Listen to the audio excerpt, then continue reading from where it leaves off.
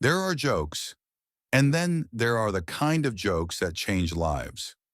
When Richard Kane, one of the wealthiest men in the city, decided to host his annual charity gala, he thought he was being funny when he told his assistant to invite everyone on his staff, even the cleaning lady. The cleaning lady, a quiet black woman named Mariah, was not someone the wealthy elite at the gala would ever expect to see, at least not unless she was holding a tray or sweeping up after them.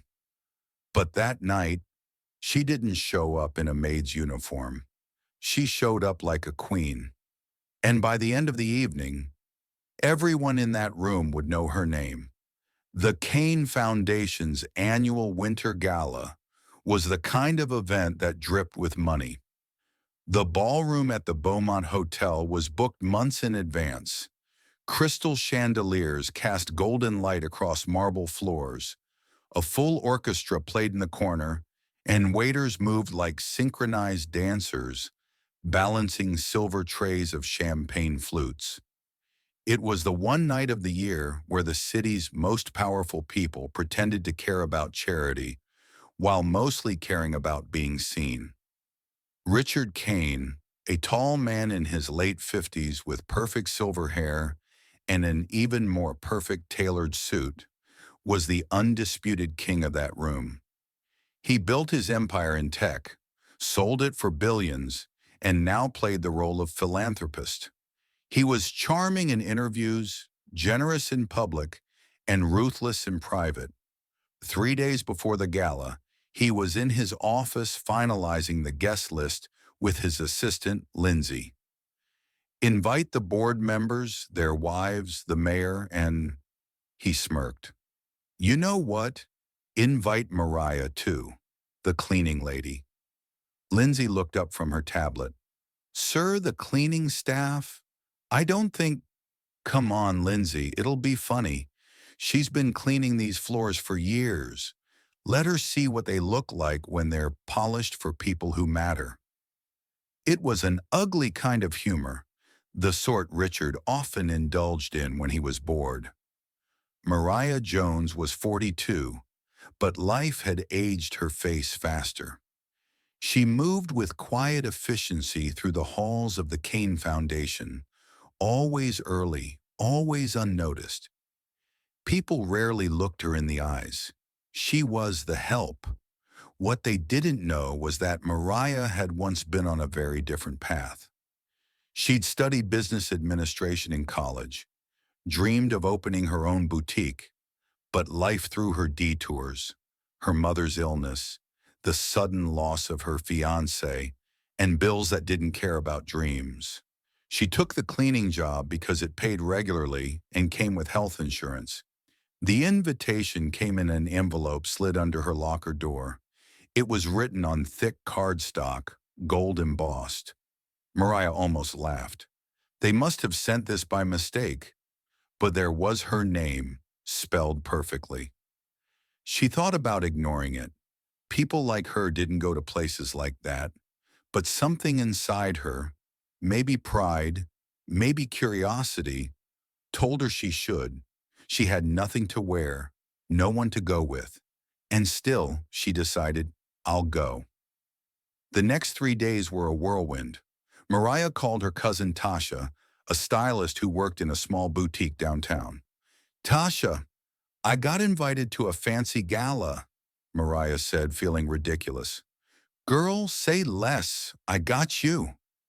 They spent hours in the boutique, trying gowns in jewel tones and elegant cuts. Finally, they settled on a deep emerald silk dress that hugged her figure without being too revealing. Tasha styled her hair into soft curls, did her makeup with a light touch, and loaned her a pair of diamond earrings she swore were real enough to fool anyone. When Mariah looked in the mirror that night, she barely recognized herself. You look like money, Tasha grinned.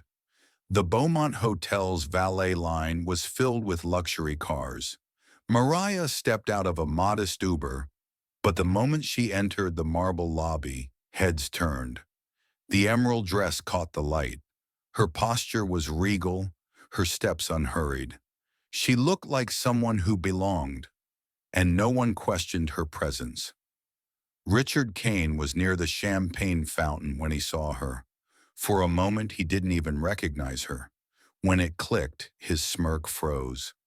Mariah met his eyes across the room and gave the smallest, most polite smile, the kind that wasn't a greeting, but a statement. I know exactly what you did, and I'm still here. Within minutes, the whispers began. Who is she? Is she with someone? I've never seen her before. A few guests assumed she was some powerful man's date. Others thought she might be a new investor.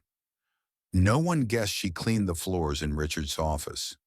When people introduced themselves, Mariah didn't lie. I'm Mariah Jones. I work for the Kane Foundation.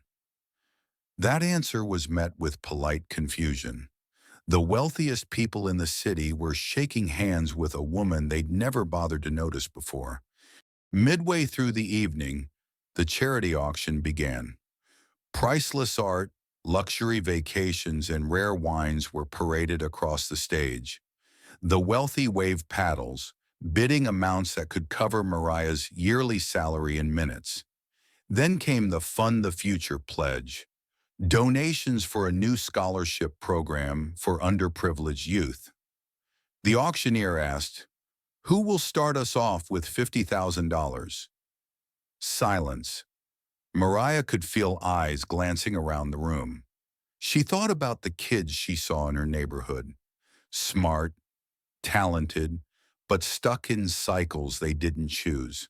And before she could talk herself out of it, she raised her hand. I'll pledge $2,000. The room went still. $2,000 was nothing to these people. But to Mariah, it was everything she'd been saving for months. The auctioneer smiled politely. Thank you, ma'am. But something shifted. A woman at the next table raised her hand for $5,000. A man across the room pledged $10,000. Soon the energy built, and the total soared past $1 million. It started with her. Richard watched the whole thing from the side of the stage. He felt something he didn't expect. Shame. He'd invited her as a joke. She'd come with dignity. And now she'd just inspired more generosity in 5 minutes than he had in the past hour. After the auction, he approached her. You clean my office, he said quietly. Yes, Mr. Kane, I do. Why would you give that money? You don't make... Mariah smiled. Because I know what it's like to need a chance, and I know I can make it work, even with a little less in my savings. Richard had no reply. At the end of the night, Richard took the microphone for closing remarks. But instead of delivering his usual speech, he surprised everyone. Tonight, I want to acknowledge someone who reminded me what generosity really means, he said, scanning the room until his eyes landed on Mariah. Mariah Jones, please join me on stage. Gasps rippled through the crowd. Mariah froze, then slowly walked up. This woman, Richard continued, was invited tonight by me. And I'll be honest, I didn't invite her with kindness in my heart. But she came anyway. She came with grace, and she gave from her own pocket when she had no reason to. That inspired all of us. And it inspired me. He turned to her. Mariah, I'd like to personally match your donation with $1 million in your name to the scholarship fund. The room erupted in applause. Mariah's eyes filled with tears. She'd never been on a stage like this, never been seen like this. The next day, the story was in the papers. Cleaning lady inspires $1 million donation. Mariah didn't become rich overnight. She still worked hard, but the respect she earned that night changed the way people saw her and the way she saw herself. And Richard? He never made that kind of joke again. because sometimes the person you think is invisible is the one who can make you see the world differently.